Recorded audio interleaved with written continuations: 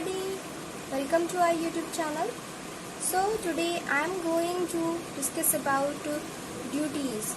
So there are some duties of lawyers towards court, opponent, client and colleagues. जैसे कि हमने last जब हमने अपना लेक्चर करा था तो उसमें ये था, हमने लीगल एथिक्स के बारे में पढ़ा था। देन उसके बाद बार काउंसिल ऑफ इंडिया के जब हमने रूल्स देखे थे तो उसमें 39 रूल्स यानी कि ड्यूटीज़ जो थी लॉयर्स की बताई गई थी। ठीक है, अब ये ड्यूटीज़ जो हैं लॉयर्स की किन किन के प्रति होनी चाहिए, कोर्ट के प्रति होनी चाहिए, ओपोनेंट के प्रति होनी चाहिए, क्लाइंट के प्रति होनी चाहिए एंड कलीग्स के प्रति होनी चाहिए।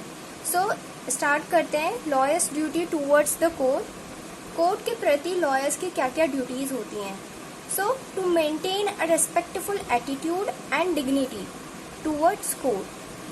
लॉयर्स को क्या करना चाहिए, जो कोर्ट है, ठीक है, उसकी मर्यादा को एक रेस्पेक्टफुल एटीट्यूड मेंटेन करना चाहिए। ठीक है, not to impact on the decision of a court by any unlawful or inappropriate means.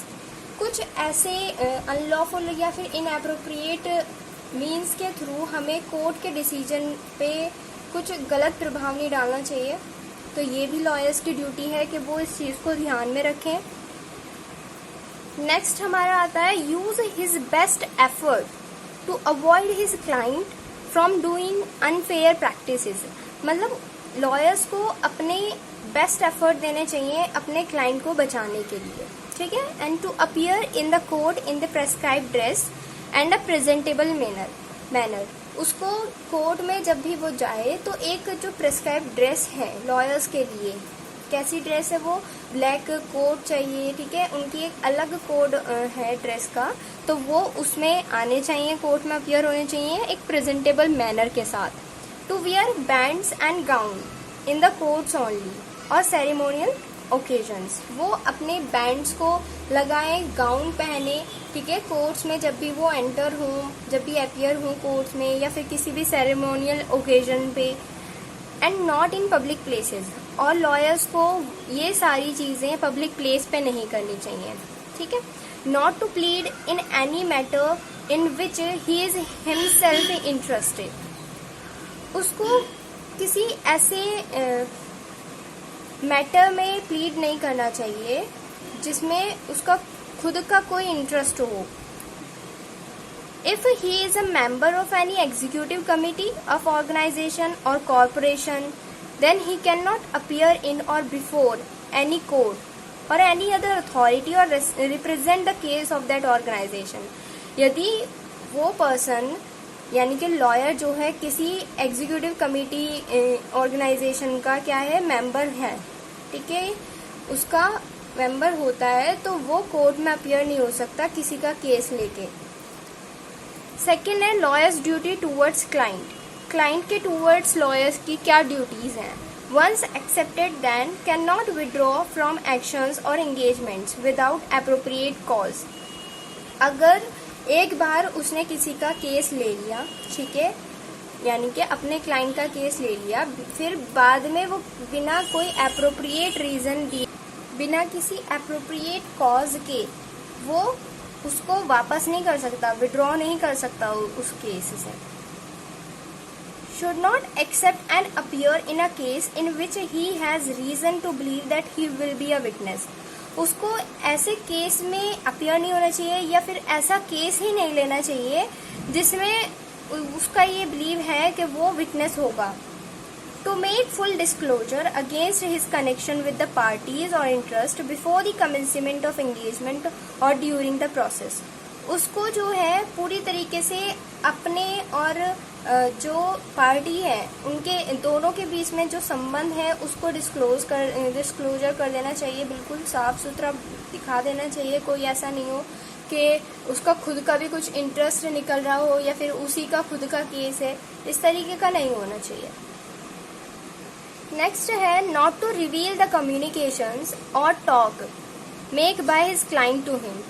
और उसको ये भी बात अच्छी तरीके से समझ लेनी चाहिए कि जो भी कम्युनिकेशंस हो, जो भी बातचीत हो उसके और क्लाइंट के बीच में, उसको ये चीज़ें जो हैं बिल्कुल अवॉइड करनी चाहिए, पब्लिकली नहीं इसको कहना चाहिए कि उनके बीच में किस तरीके की बात हुई, क्लाइंट ने उसको क्या बताया, ठीक है। वो सिर्फ केस के थ्रू ही कोर्ट में प्रेजेंट कर सकता है।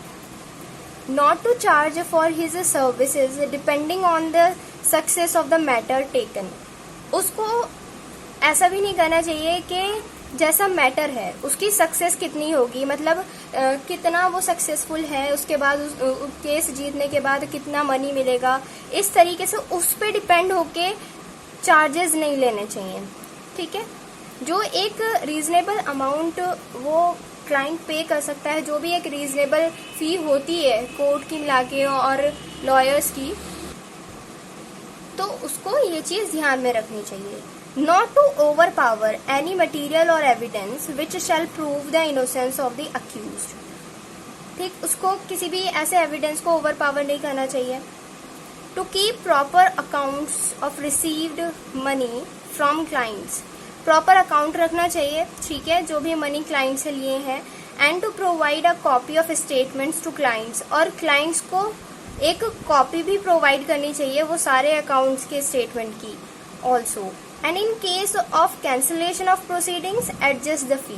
और अगर बाय चांस ऐसा हो जाता है कि हमें प्रोसीडिंग में वो जो प्रोसीडिंग है वो कैंसिलेशन हो जाता है उस केस का, तो वहां पे उसको क्या करना चाहिए, एडजस्टमेंट करना चाहिए फीस में।